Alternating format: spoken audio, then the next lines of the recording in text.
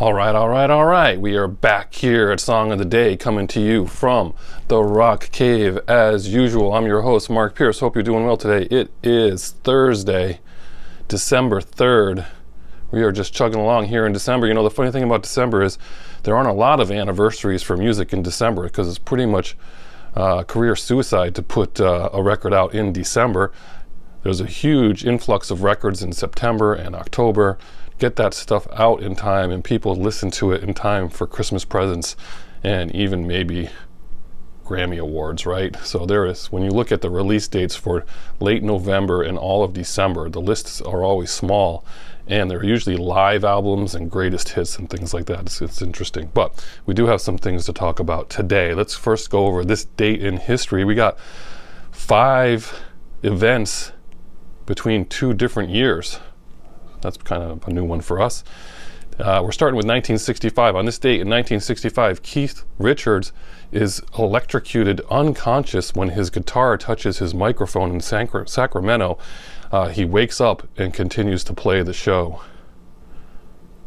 In a related item, on the same day in 1965, The Who released their debut album in the United States, My Generation. Coincidence? I think not. 1976, we talked about this yesterday. This is the anniversary of this event right here when Algie, that was the name of the inflatable pig from the band Pink Floyd, was released into the air, and they didn't bring the marksman in to shoot it down in case it got away, because it did not get away the day before. And sure enough, Algie went for a fly. They had to call the aviation authority and warn all planes that there was a flying pig on the run until it finally landed on that field in Kent and scared those cows that we talked about. Also in 1976, on this date, Bob Marley was the victim of an assassination attempt. 7 gunmen broke into his house in Kingston, Jamaica, wounding but not killing anyone. No one was ever caught. It was politically motivated. They didn't like his relationship with the local sheriff. It's the topic of a book, and that book is A Brief History of 7 Killings. We went and saw Marlon James speak about this book at the Mark Twain House when this book came out, and I was compelled to buy the book. It is a very difficult book to get through because of the interplay between the English language and the slang in Jamaica. So anyway, it's an interesting story. Also in 1976, 3.5 million people apply for 11,000 tickets to see ABBA at the Royal Albert Hall. How about that? And in 2015, on this date, we lost Scott Weiland from Stone Temple Pilots at age 48. Can't wait to do a segment on Stone Temple Pilots. So what are we doing today? Well, it's that time again, people. It's the time we do make or remake. Are you guys excited? This is the 3rd one we've done, and so let's talk about this one, see what you think. All right, the name of the song is Atlantic City, written and recorded by none other than Bruce Springsteen. What? How can you compete with that? Nobody can compete with the boss, right?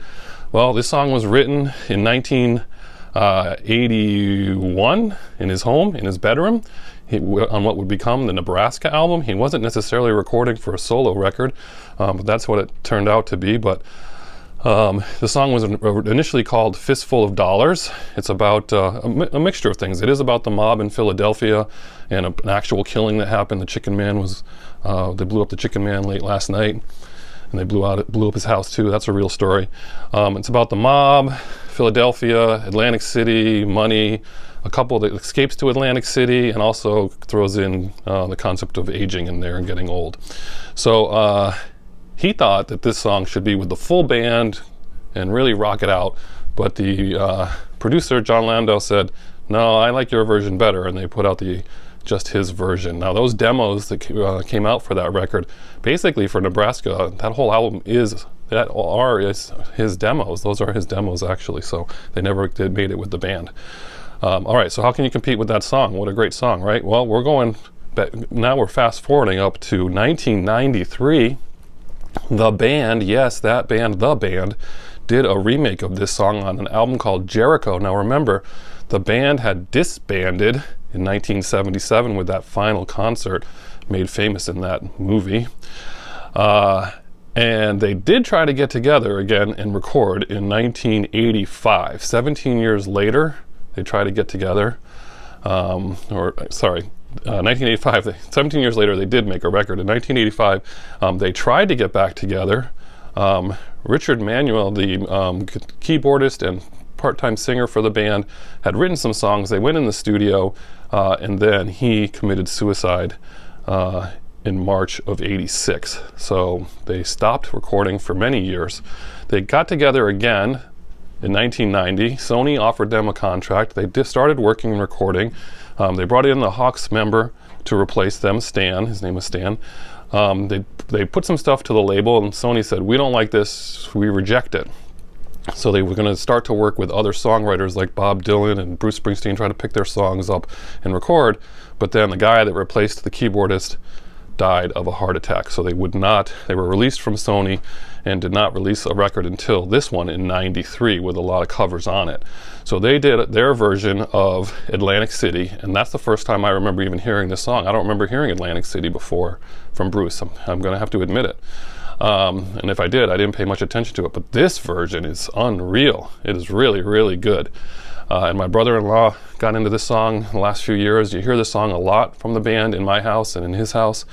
So if you haven't heard this remake, you got to give it a chance and listen to it. And there's going to be some Boss fans that are solely in his corner. But what do you think? Atlantic City, Bruce Springsteen versus Atlantic City, the band. Listen to these two. Tell me which one you like best and comment below.